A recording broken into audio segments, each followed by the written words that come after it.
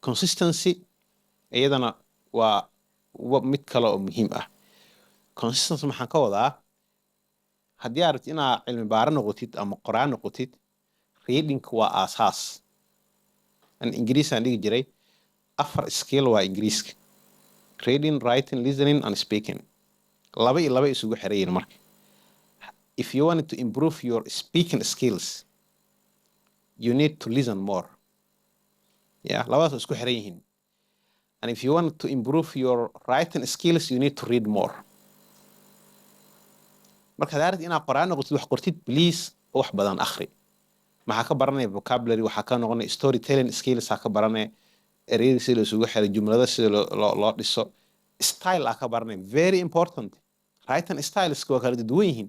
inaad qof kale mimigraysid oo aad isku daydid soo wax u qorayna u qortid is absolutely fine as long as waxaad qoran weysid adiga. laakiin inaad qof kale style-ku qofkaas wax u qoraa jeclahay that I wanted inaan iska dhigo qofkaas oo kale fine.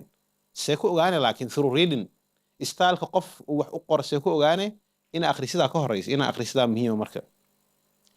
Consistency marka waxa waaye bishaanaan book akhrinaa 3 bilood nasanaa kadib aan book kala akhrinaa ama maantaan bilaaba blog iyo qoraale iyo waxaan bilaabo then 3 bilood oo gaaban galaya then kadib aan soo xasuusanayaa no way kuma grow garaynaysid. It should be part of your life, your identity, your routine inay kamid noqoto waay. inaad leedahay waqti wax ku akhrisid inaad waqti wax ku qortid and maalinta inaanay dhammaanin adigoona labadaas mid waqtigaaga ka mida inaad adigoo aadan samayn inaysan kaa dhammaanin ayaan ku talinayo. consistency-gaas waxaa laga yaabaa adiga inaadan dareemoynin laakiin growth oo gradual samaynaysaa tartiib ah ayaa samaynaysaa oo accumulate garaynayo ultimately berito kaa dhigaya marka qof maaragtay wixii ku fiican.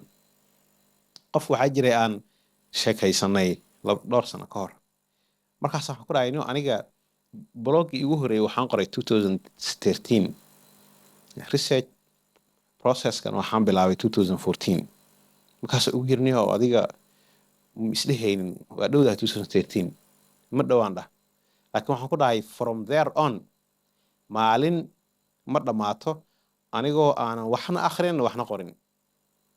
that consistency ay caawisayaan ku iri maybe waqtiga waa yaraan karaa waa dheeraan karaa it's relative, it depends qofka soo fasirtay ku xiran tahay laakiin waxa ani iga saaciday waxa waayaan dhahay waa joogtay dee haddana shaqo ii noqotay markii aad shaqadii qabanaysid oo mishaar ku qaadanaysid itself waxay kuu tahay another reason oo wixii continuity ku samaysidna waa easy ahayd.